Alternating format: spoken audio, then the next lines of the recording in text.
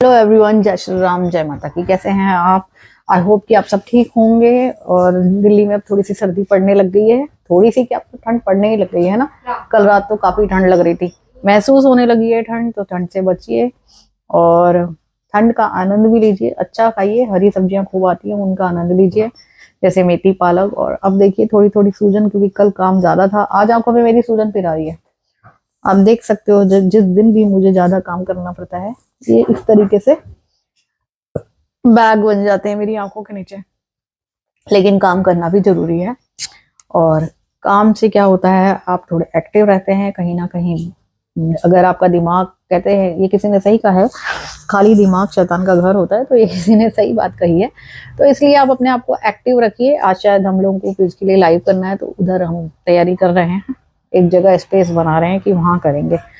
Wiring light वगैरह रख दी है। और मुझे ऐसा लगता है कि अगले महीने से शायद एक असिस्टेंट को रखना पड़ेगा, क्योंकि बहुत सारी चीजें होती हैं। अगर आप, क्योंकि घर में खाना भी बनाना होता है, बच्चों को भी देखना पड़ता है, सब चीजें होती है। उसके बाद सोशल मीडिया का काम भी अपने आप में ही एक टास्क होता है।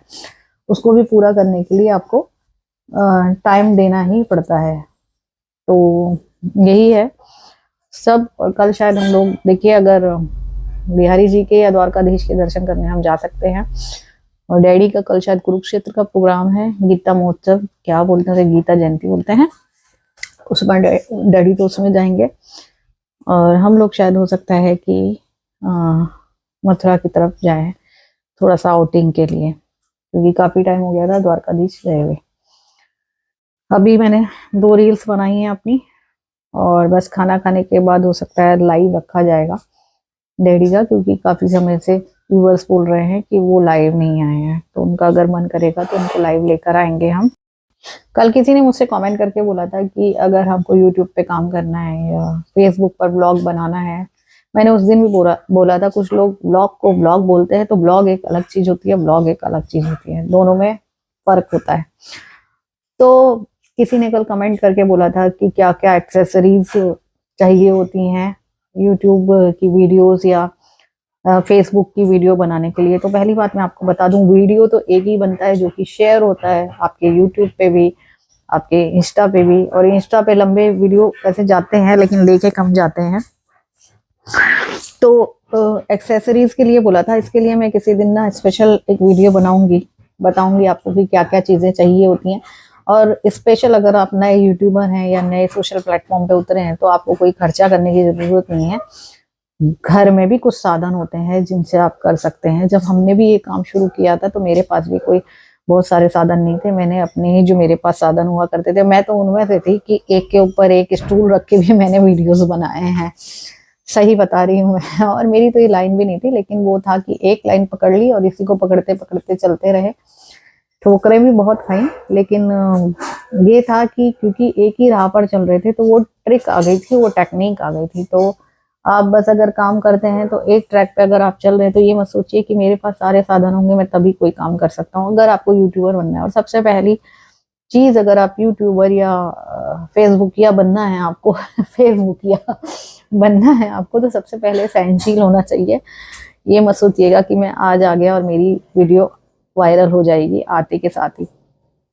जो आप है ना, सबसे पहले तो आप जो ओरिजिनल है उसी पे अपना कंटेंट बनाइए। ये नहीं देख के कि उसने ये बनाया है, जुबिन नौटियाल ये गाना गा रहा है तो उसी तरीके से मैं गाऊंगा तो मैं वायरल हो जाऊंगी। जी नहीं, मुझे ऐसा लगता है अगर जीरो से आप शुरू कर रहे हैं, तो जो आपकी ओरिजिनलिटी है, आप केवल उसी पे काम कीजिए। आप ये मत सोचिए कि मैं कॉपी करके कॉपी पेस्ट करूंगा तो करूंगी तो मैं वायरल हो जाऊंगी। मैं किसी दिन ना आपको एक वीडियो की उस तरीके की बना के दिखाऊंगी कि कैसे मैंने शुरुआत की थी, कैसे देखा सब कुछ था। बाय बर्थ से ऐसा नहीं था कि क्या होता है शूट करना, लेकिन हम उस फील्ड से नहीं थे, हम अलग फील्ड से आते थे। लेकिन फिर कंटेंट क्रिएटर बनने में 4 साल लग गया।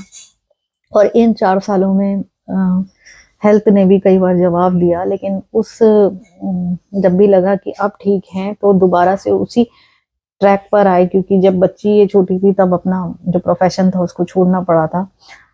तो आज की डेट में इसी फील्ड पे जितना काम कर सकते हैं, इसी फील्ड में काम करते हैं, क्योंकि इससे क्या है, अपना घर भी देख लेते हैं जो शौक है पूरा भी कर लेते हैं। और जो सबसे महत्वपूर्ण जो इम्पोर्टेंट बात है वो है कि पिताजी का जो काम है वो उसको आप तक पूरी पहुंचाने की कोशिश करते हैं। अपना शौक भी पूरा हो जाता है। और बचपन से ही क्लासिक फिल्मों पे काम करने का मन हुआ करता था, पढ़ती थी, शौक था। तो बस एक प्लेटफॉर्म मिल गया उनके बारे में। जब कुछ बहुत सारी चीज़ें अपने डैडी से सुनी होती हैं, तो जब भी कुछ सुनती हूँ वो आप तक सुनती हूँ, या जितनी कहानियां मुझे पता होती हैं किसी फिल्म की, किसी गीत के बारे में या किसी आर्टिस्ट के बारे में, तो वो आप तक पहुंचाने की कोशिश करती हूँ।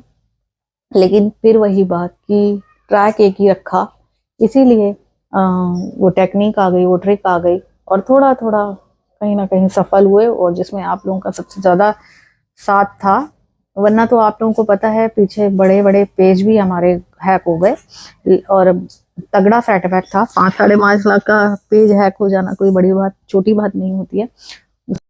लेकिन कभी हिम्मत नहीं हारी और फिर से उसी ट्रैक पर चलते रहे। तो मेरा मानना बस यही है कि आप जो काम कर रहे हैं उसी में लगे रहिए और अपनी ओरिजिनलिटी के साथ इस फील्ड में भी उतरिए। बात करेंगे किसी दिन, वीडियो बनाएंगे। कमेंट आया, ये मैसेज आया था तो सोचा बात कर लेती हूँ आपसे।